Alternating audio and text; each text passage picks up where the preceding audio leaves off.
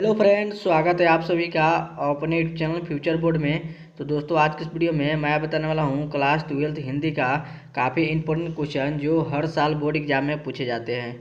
तो इस वीडियो को शुरू से अंत तक देखिएगा। इस वीडियो को कहीं से स्किप मत कीजिएगा और इस चैनल पर नया चैनल को सब्सक्राइब कीजिएगा और वीडियो को लाइक जरूर कीजिएगा। तो चलिए स्टार्ट करते हैं आज का वीडियो। तो दोस्तों, यहाँ पे आपका पहला नंबर प्रश्न है, ओ मेरे सपने नाटक के नाटककार कौन है?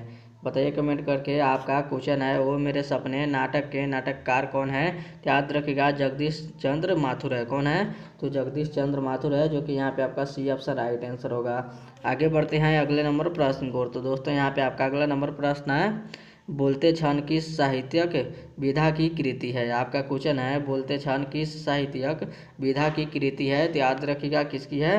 तो निबंध है, जो है कि यहाँ पे आपका ए ऑप्शन राइट आंसर होगा। आगे चलते हैं अगले नंबर प्रश्न को। तो दोस्तों, यहाँ पे आपका अगला नंबर प्रश्न है, माथुर जी किस राज्य के शिक्षा सचिव नियुक्त हुए? आपका क्वेश्चन है, माथुर जी किस राज्य के शिक्षा सचिव नियुक्त हुए? बताइए कमेंट करके इसका आंसर क्या होगा। तो याद रखिएगा बिहार के, जो कि यहाँ पे आपका सी ऑप्शन राइट आंसर होगा। आगे चलते हैं अगले नंबर प्रश्न को। तो दोस्तों, यहाँ पे आपका अगला नंबर प्रश्न है, चंपारण में बाढ़ आने का मुख्य कारण क्या है? बताइए कमेंट करके। चंपारण में बाढ़ आने का मुख्य कारण क्या है? याद रखिएगा जंगलों का कटना। यहाँ पे आपका जंगलों का कटना ए ऑप्शन राइट आंसर होगा। आगे बढ़ते हैं अगले नंबर प्रश्न को। तो दोस्तों, यहाँ पे आपका अगला नंबर प्रश्न है, जगदीश चंद्र माथुर की रचना निम्न में से कौन है? आपका क्वेश्चन है, जगदीश चंद्र माथुर की रचना निम्न में से कौन है? याद रखिएगा निम्न में से कौन है? तो वो सादा नीरा, जो कि यहाँ पे आपका बी ऑप्शन राइट आंसर होगा। कौन सा आंसर सही होगा? तो वो सादा नीरज। आगे बढ़ते हैं अगले नंबर प्रश्न को। तो दोस्तों, यहाँ पे आपका अगला नंबर प्रश्न है, आपस में यहाँ पे आपका आपस में घटकर किस भाषा में बात करते हैं? आपका क्वेश्चन है, आपस में जाकर किस भाषा में बात करते हैं? तो याद रखिएगा आपस में किस भाषा में बात करते हैं? तो याद रखिएगा किस भाषा में बात करते हैं? तो मिश्रित और आओ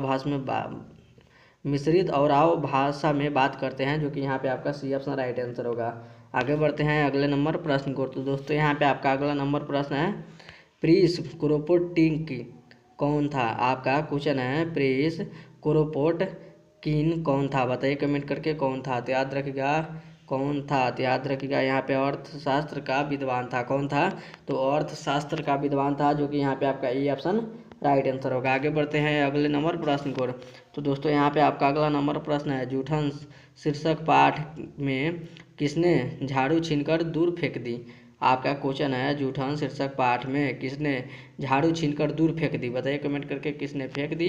याद रखिएगा लेखक के पिताजी ने फेंक दी, जो कि यहाँ पे आपका ए ऑप्शन राइट आंसर होगा। आगे बढ़ते हैं अगले नंबर प्रश्न को। तो दोस्तों, यहाँ पे आपका अगला नंबर प्रश्न है, जूठन शीर्षक आत्मकथा के लेखक के बड़े भाई का नाम क्या था? आपका क्वेश्चन है, जूठन शीर्षक आत्मकथा के लेखक के बड़े भाई का नाम क्या था? बताइए कमेंट करके क्या नाम था। तो याद रखिएगा सुखवीर था। क्या नाम था? तो सुखवीर था, जो कि यहाँ पे आपका ए ऑप्शन राइट आंसर होगा। आगे बढ़ते हैं अगले नंबर प्रश्न को। तो दोस्तों, यहाँ पे आपका अगला नंबर प्रश्न है, सदियों का संताप शीर्षक कृति किसकी है? आपका क्वेश्चन है, सदियों का संताप शीर्षक कृति किसकी है? बताइए कमेंट करके किसकी है। याद रखिएगा ओम प्रकाश वाल्मीकि की है। किसकी है? तो ओम प्रकाश वाल्मीकि की है, जो कि यहाँ पे आपका ए ऑप्शन राइट आंसर होगा। आगे बढ़ते हैं अगले नंबर प्रश्न को। तो दोस्तों, यहाँ पे आपका अगला नंबर प्रश्न है, नामवर सिंह का जन्म कब हुआ था? बताइए कमेंट करके नामवर सिंह का जन्म कब हुआ था। तो याद रखिएगा 28 जुलाई 1927 को हुआ था। कब हुआ था? तो 28 जुलाई 1927 को हुआ था, जो कि यहाँ पे आपका ए ऑप्शन राइट आंसर होगा। आगे बढ़ते हैं अगले नंबर प्रश्न को। तो दोस्तों, यहाँ पे आपका अगला नंबर प्रश्न है, नामवर सिंह को कविता के नए प्रतिमान रचना के लिए साहित्य अकेडमी पुरस्कार कब दिया गया? बताइए कमेंट करके अकेडमी पुरस्कार कब दिया गया। तो याद रखिएगा कब दिया गया। तो 1971 ईस्वी में दिया गया, जो कि यहाँ पे आपका बी ऑप्शन राइट आंसर होगा।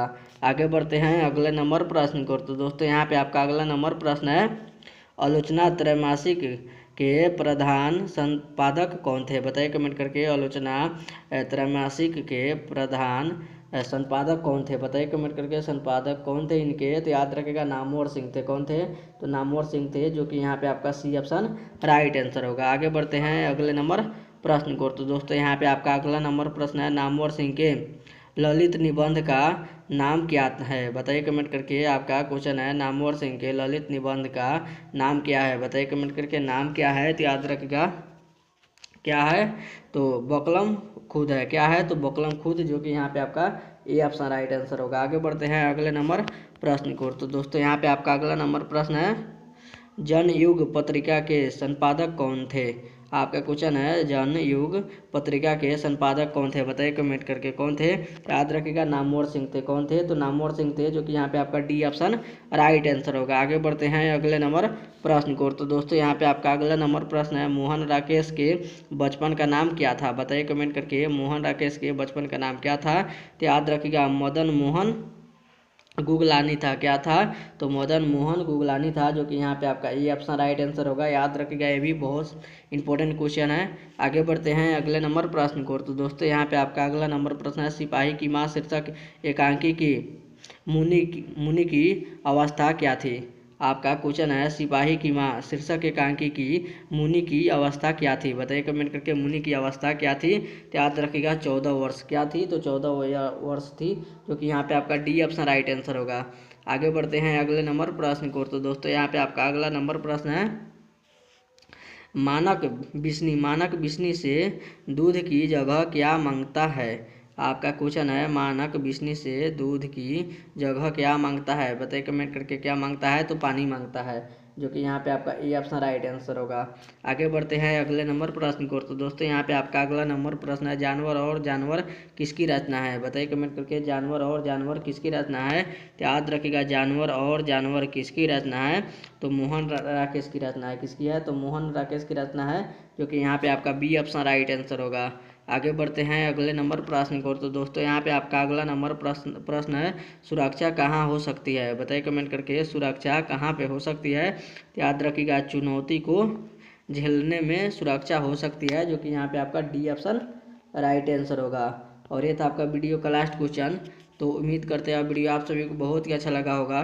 तो इस वीडियो में जाते जाते इस वीडियो को जरूर एक लाइक कर दीजिएगा, और चैनल पर नए चैनल को सब्सक्राइब जरूर कीजिएगा। तब तक मिलते हैं अगले वीडियो में। तब तक bye bye, thank you for watching. मिलते हैं अगले वीडियो।